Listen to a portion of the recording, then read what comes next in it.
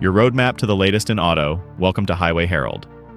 Today we're covering a seismic shift. John Deere is moving part of its production to Mexico. While the company calls it strategy, Trump calls it betrayal, threatening a 200% tariff. This has rattled farmers, investors, and politicians alike. What's driving Deere's move, and what does it mean for American manufacturing and agriculture? Buckle up, gearheads. These are the turning points behind this high-stakes chapter in U.S. industry.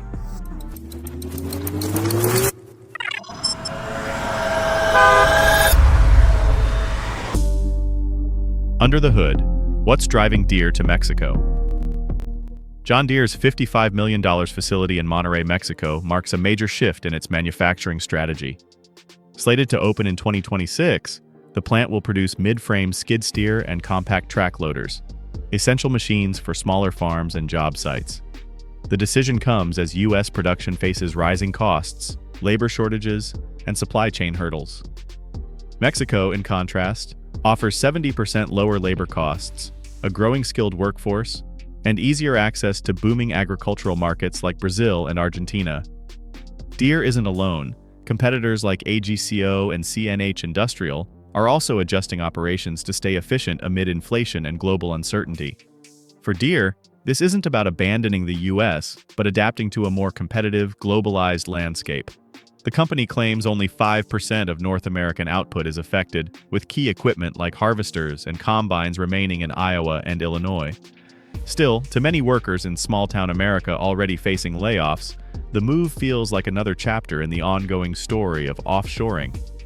For them, even a calculated shift can look like betrayal, no matter how strategic the intent.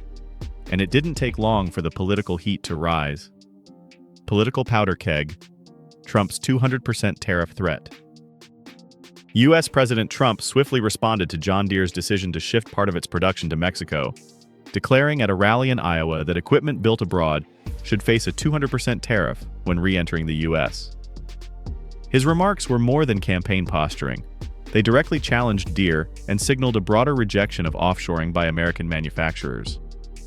Trump's tough stance reflects his long-held protectionist agenda, aiming to discourage companies from relocating jobs overseas. However, such a tariff could have major consequences. Farmers, already dealing with inflation and high interest rates, may see equipment prices soar. The impact could ripple through the agricultural economy, hurting resale values, disrupting parts availability, and straining dealerships. Republican lawmakers echoed Trump's rhetoric. Some proposed banning federal contracts for companies outsourcing jobs, while others questioned using taxpayer funds for foreign-made farm equipment. This sparked fierce debate across rural America. Supporters applaud the tariff as a defense of U.S. jobs. Critics worry it will harm farmers more than help them. One Iowa farmer summed it up bluntly, "I love my John Deere, but I can't afford to pay politics for it." The issue remains deeply divisive. But beyond the political fireworks, Deere's internal numbers tell another story. Before we delve deeper, take a second to subscribe to Highway Herald if you haven't already.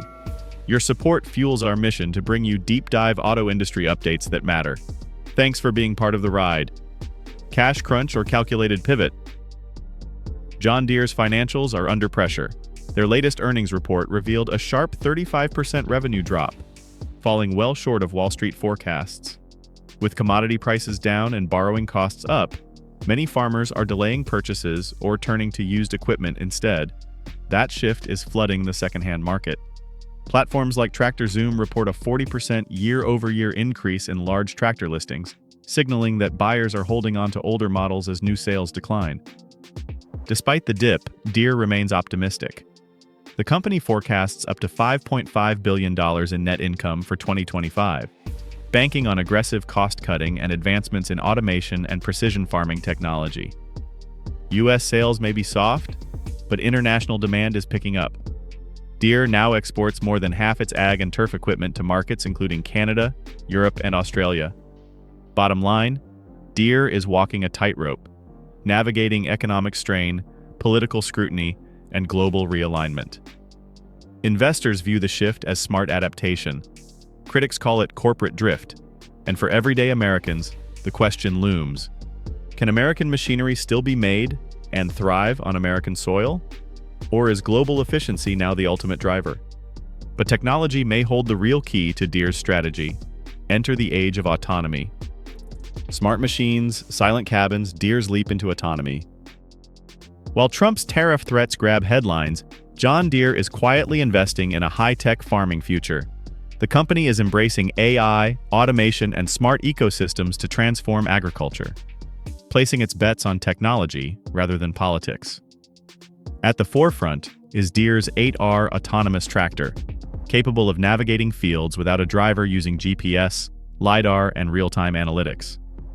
This machine doesn't just operate, it makes decisions to optimize performance, from adjusting spray rates to tracking soil conditions with precision.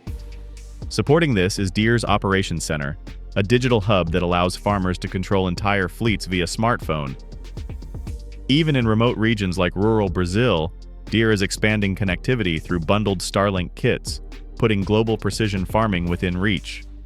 Crucially, where the machines are built matters less than how they perform. Whether assembled in Iowa or Mexico, the true value lies in efficiency. With automation advancing rapidly, Oxford Economics estimates 20 million global manufacturing jobs could disappear by 2030. Deere isn't abandoning American jobs. It's transitioning to a new era. The real challenge isn't just offshoring, but preparing workers for a future where tech, not territory, drives success in agriculture. But as tech evolves, emotions intensify, especially in communities that built Deere's legacy. Crossroads of loyalty, rural America reacts. John Deere's decision to move part of its production to Mexico has ignited more than economic debate. It's triggered a cultural reckoning. Long seen as a symbol of American farming, Deere's green and yellow legacy is now under fire, especially as Trump fuels public backlash. For many in rural America, this shift feels like a betrayal. Across social media, news outlets, and town halls, reactions are split. Some view Deere's move as a smart, necessary step in a globalized economy.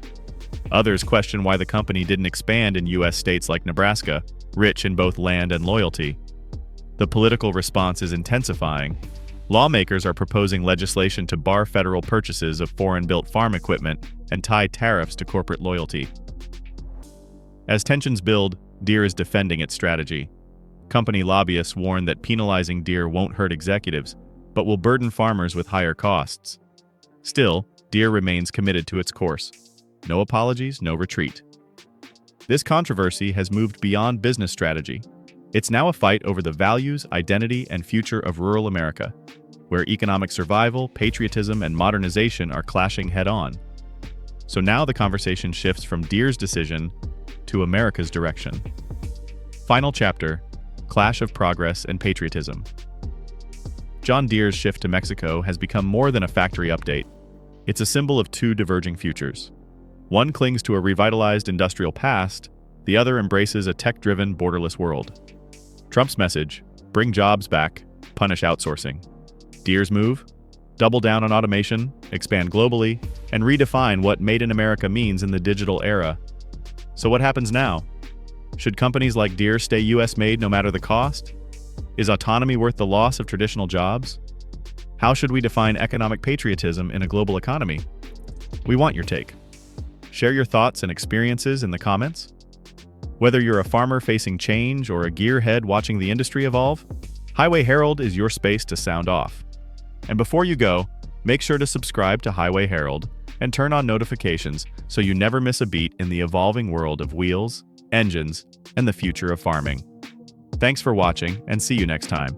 You can now check out any of the videos on the screen. There's more exciting and informative content waiting for you.